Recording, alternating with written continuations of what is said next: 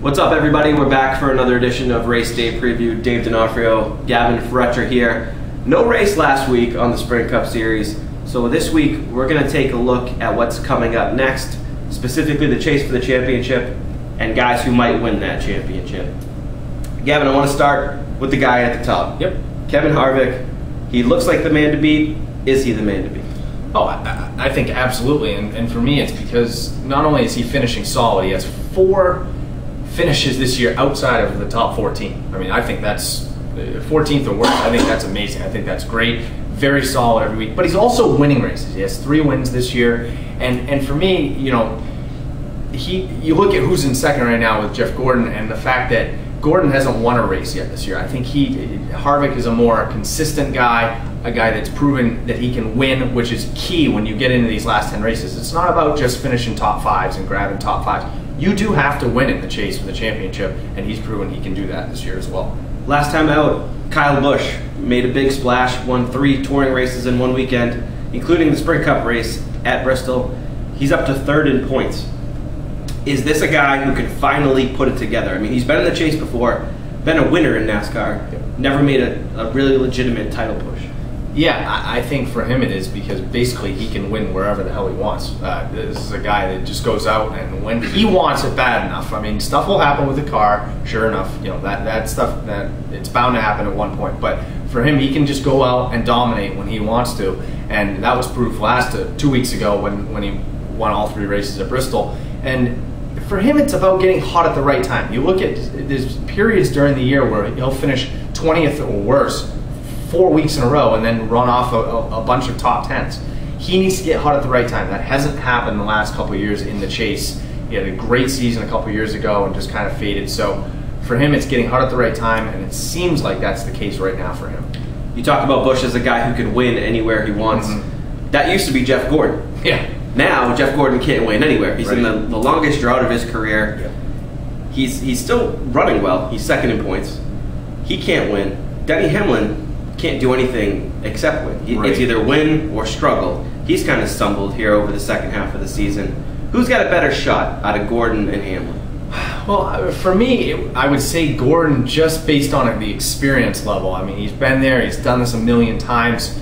For me, he's been very, very consistent. No wins, which I think is a little bit of a hindrance for him, but he's been very good. He's been solid each week, getting that car, running top 10s, running top 15s, running top 5s. So for me, it's consistency, and you know, he has a 12.1 average finish this year. Hamlin has a 14.6. Not a big discrepancy there, but Hamlin has 5 wins, so that jacks that or brings it down a lot. So none of those wins have happened since June 13th. He's been very cold, like you said. So I think for me, it's Gordon just based on experience. Yeah, and I think you look at that. Even the difference throughout the regular season of their average finish, 2.6 positions is probably 13 points, 12 points a race. Sure. So you're talking right there, 120 points difference. Right. Hamlin has to get better. I'll always take the consistent guy over the splashy guy. It's why Kyle Busch hasn't contended at this point in his career. Right. I'll take Gordon in that one. Another guy who's kind of a mystery, doesn't have a win, but all of a sudden is 4th in points, and that's Carl Edwards.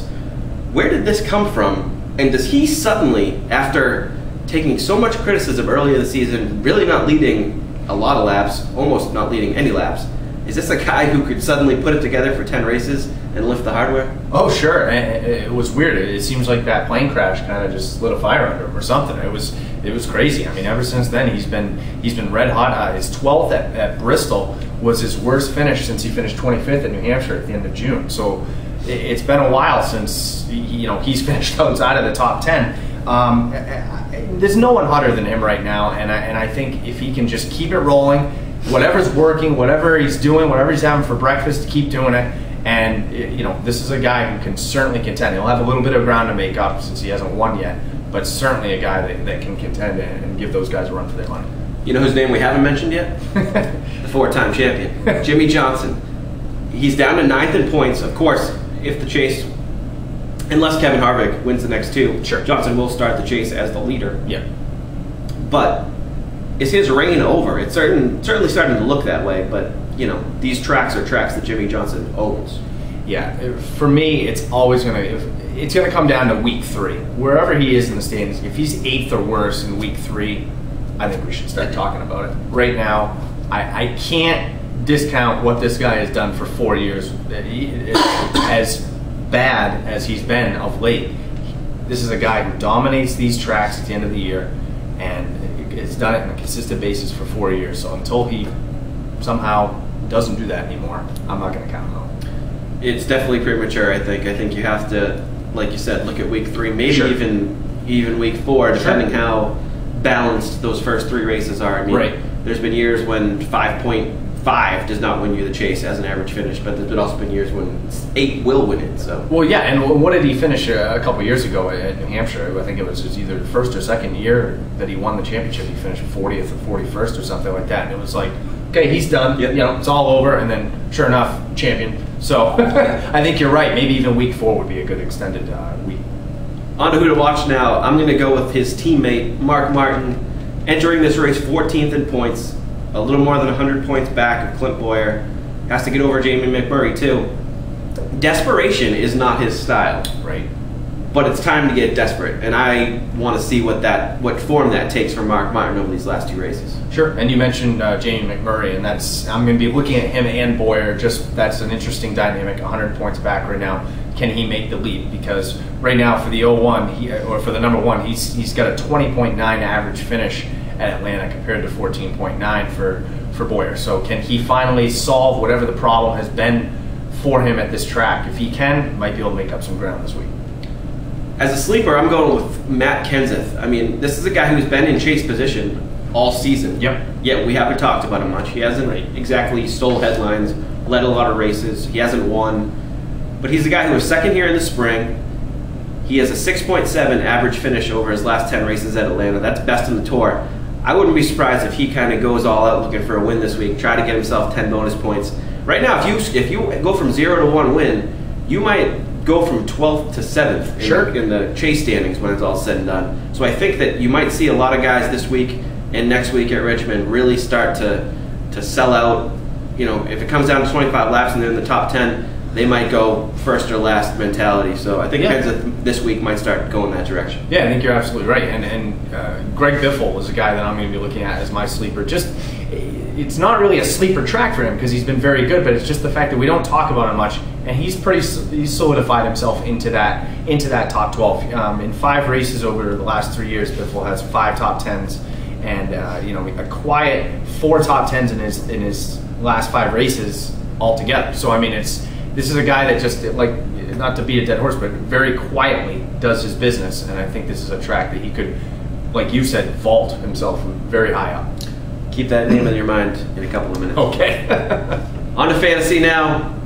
A-list, I'm going with Jeff Gordon. He's got 4 wins here. Those were admittedly a while ago. Mm-hmm. But 23 out of his 36 starts at Atlanta have been top 10s. I like that. Kenseth on my B-list. I think for all the reasons I mentioned before, he's a solid pick. Dale Earnhardt Jr., this might be the last opportunity to use him. He's got a 10.6 average finish over the last 10 starts there. And Paul Menard on the C-list. He was 5th at Atlanta in the spring. That's pretty solid. Yep, and I have Paul Menard also as my C-list guy, Casey Kane and Matt Kenseth as my B-list drivers, and the red hot Carl Edwards right now as my A-list guy. I can't move away from him. He's kind of like my AJ Allmendinger was. Why I don't have any of him left and why I can't use him on my C-list. But I'm going to roll with Edwards this week on my A. Picking the winner now, you mentioned Greg Biffle earlier. This is his time of year, strangely. He seems to do really well in this range of the 23rd race of the season till maybe the 27th, 28th. Mm-hmm. We've seen him win the first 2 chase races in years past. Yep. I like Biffle at this time of year. He's got a good track record here. I think he's one of those guys that's going to look for the 10 points this week, and I think he's going to get it. Yeah, it's been a good track for him, and for all the reasons I mentioned above, I also picked him as my winner this week, and I don't see why he can't get it done. When we see you next, there will just be 1 race separating the chase and separating NASCAR from New Hampshire again. We'll be back then to talk about it. See you then. Take care.